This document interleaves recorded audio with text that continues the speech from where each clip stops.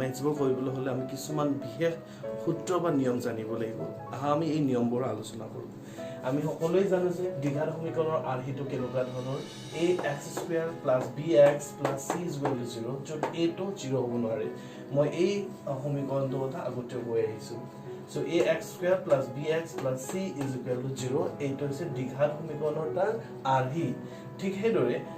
দ্বিঘাত সূত্ৰ বুলি এটা সূত্ৰ আছে এই সূত্ৰৰ সহায়ত আমি কোনো এটা দ্বিঘাত সমীকৰণৰ মূলবোৰ উলিয়াব পাৰিম সো এই সূত্ৰটো হ'ল x = -b ± b² - 4ac / twice a so মই আকৌ এবাৰ কৈছো দ্বিঘাত সমীকৰণৰ সূত্ৰ এইটো কোৱা হয় এইটো হৈছে কি x = -b ± b² - 4ac / twice a তাৰ পিছত আছে আমাৰ ভেদ নিৰূপক বা বিভেদিকা বুলিও কোৱা হয় সো এইটো হৈছে b² - 4ac so b² - 4ac ৰ সহায়ত কোনো এটা দ্বিঘাত সমীকৰণৰ মূল কেইটা কেনেকুৱা ধৰণৰ হ'ব তাৰ প্ৰকৃতিটো আমি গম পাম এতিয়া ax² + bx + c = 0 এই দ্বিঘাত সমীকৰণটোৰ মূল দুটা স্পষ্ট বাস্তৱ মূল হ'ব যদি b² - 4ac 0তকৈ ডাঙৰ হয় তাৰ মানে b² - 4ac এই ভেদ নিৰূপকৰ মানটো যদি 0তকৈ ডাঙৰ হয় তেতিয়া দ্বিঘাত সমীকৰণটোৰ দুটা স্পষ্ট বাস্তৱ মূল থাকিব ঠিক সেইদৰে যদি b² - 4ac = 0 হয় তেন্তে দ্বিঘাত সমীকৰণটোৰ সমান আৰু বাস্তৱ মূল দুটা থাকিব আকৌ b² - 4ac অৰ্থাৎ ভেদ নিৰূপকটোৰ মান যদি 0তকৈ সৰু হয় তেতিয়া হলে দ্বিঘাত সমীকৰণটোৰ কোনো বাস্তৱ মূল নাথাকিব বা নাথাকে আজি আমি বৰ্গ সম্পূৰণ পদ্ধতিৰে কোনো এটা দ্বিঘাত সমীকৰণৰ মূল কিদৰে ওলাই আলোচনা কৰিম পদ্ধতিৰে এই দ্বিঘাত সমীকৰণটোৰ মূল দুটা কেনেকৈ ওলাব লাগে আমি তাক আলোচনা কৰিছো ইয়াত a - b² = a² - 2ab + b². So এইটো যদি দ্বিঘাত সমীকৰণ এই দ্বিঘাত সমীকৰণটোৰ যদি মূল দুটা ওলাব লাগে বৰ্গ সম্পূৰণ পদ্ধতিৰে তো তোমালোকে প্ৰথম এই দ্বিঘাত সমীকৰণক এনেকুৱা আৰিত নিব লাগিব সো নিবৰ কাৰণে ইয়াত কি দিয়া আছে চোৱাচোন প্ৰথম a² প্ৰথম পদটোৰ স্কয়াৰ হৈছে সো ইয়াটো কি কৰিব লাগিব প্ৰথম পদটোৰ স্কয়াৰ কৰিব লাগিব প্ৰথম পদটোৰ স্কয়াৰ কৰিব লগা হলে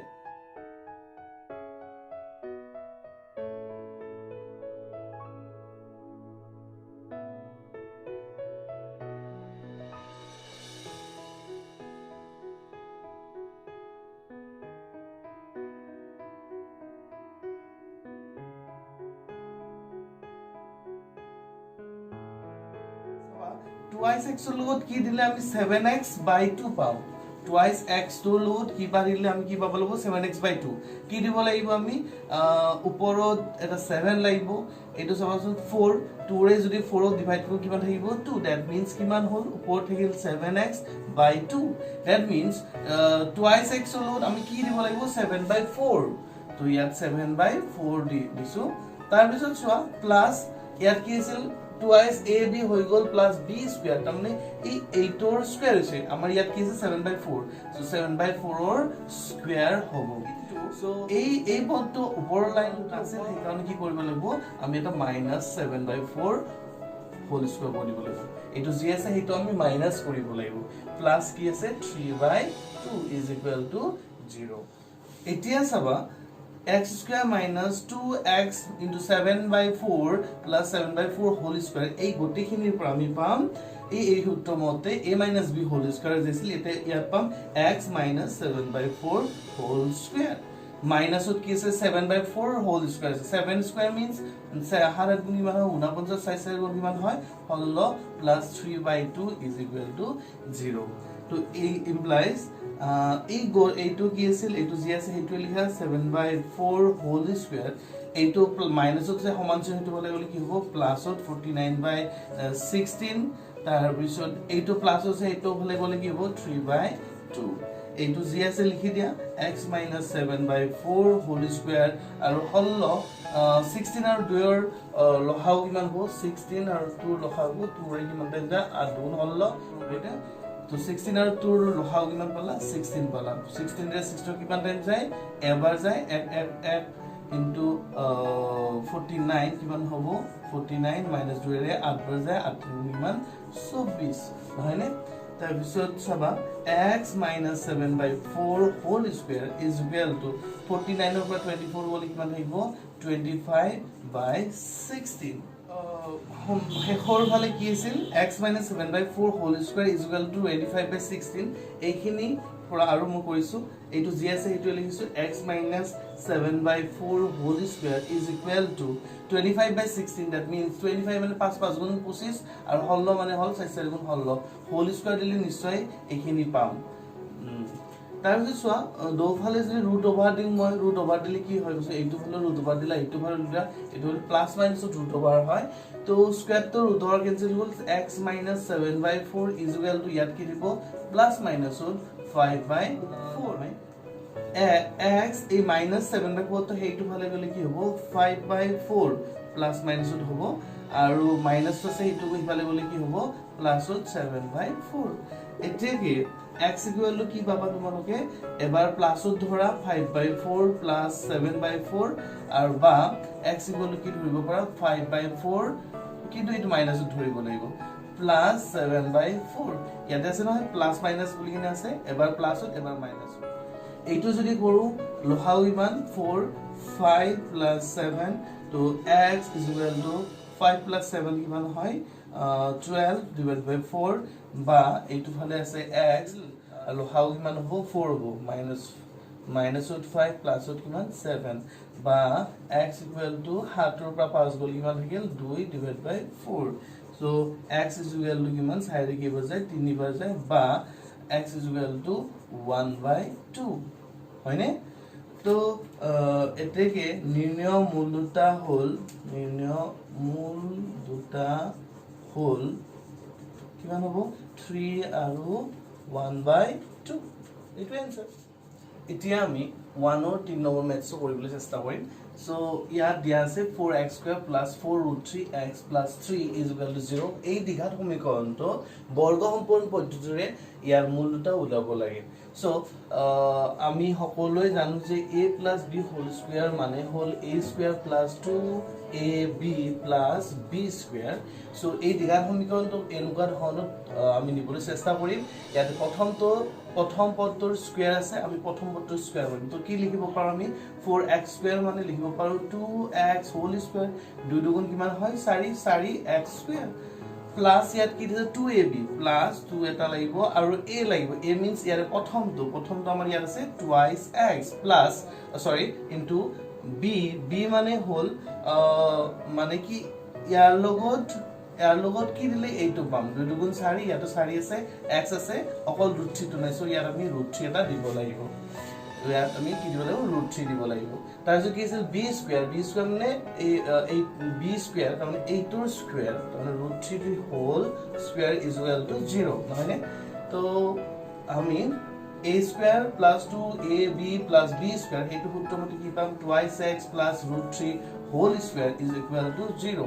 তো এই এনেকা twice x + √3 whole square কেইটা আছে তাৰ মানে twice x + √3 whole into twice x + √3 is equal to 0 twice x + √3 twice x + √3 is equal to 0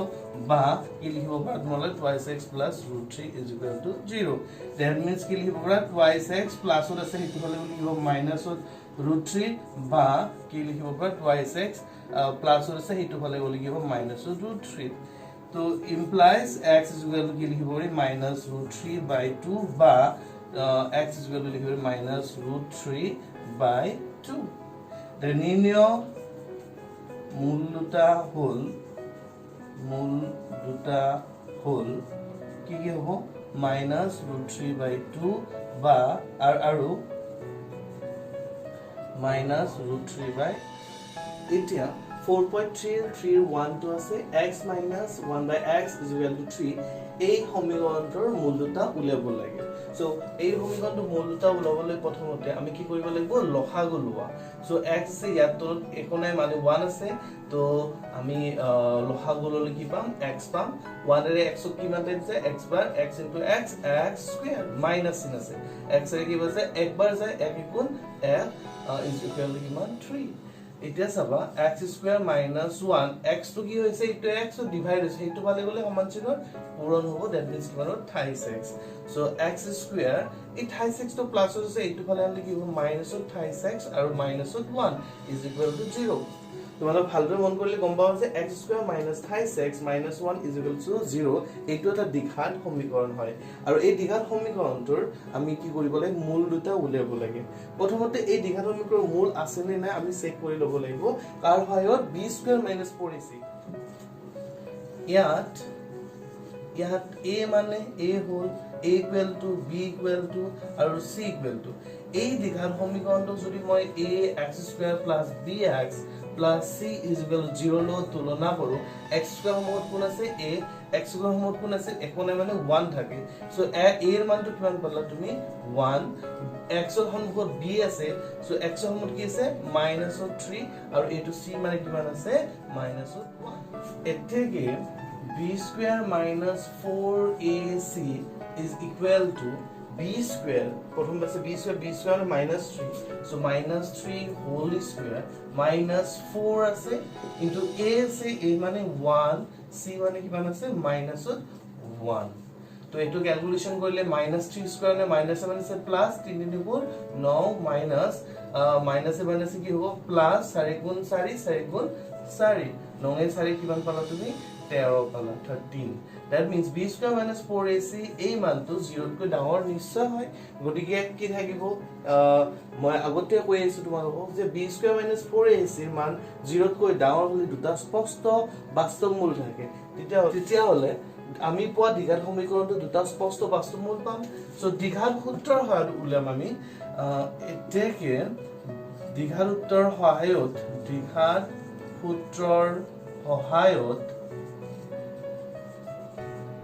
x is equal to minus b plus minus root over b square minus 4ac divided by twice a right is equal to minus b মানে কি মান আছিল minus to first b মানে আছিল minus 3 plus minus root over b square minus 4ac b square minus 4ac মানে আমি 13 পাইছো so yeah directly আমি 13 বহাই দিব পাৰো divide by twice a means কিমান আছে 1 so is equal to minus 7 আছে কিমান হ'ব plus 3 plus minus root over 13 তো এই গুণ কিমান হয় এটা তোমালোকে সোয়া x equal to 3 plus minus root over 13 by 2 আছে সো এইটো যদি ক্যালকুলেশন কৰিব যাও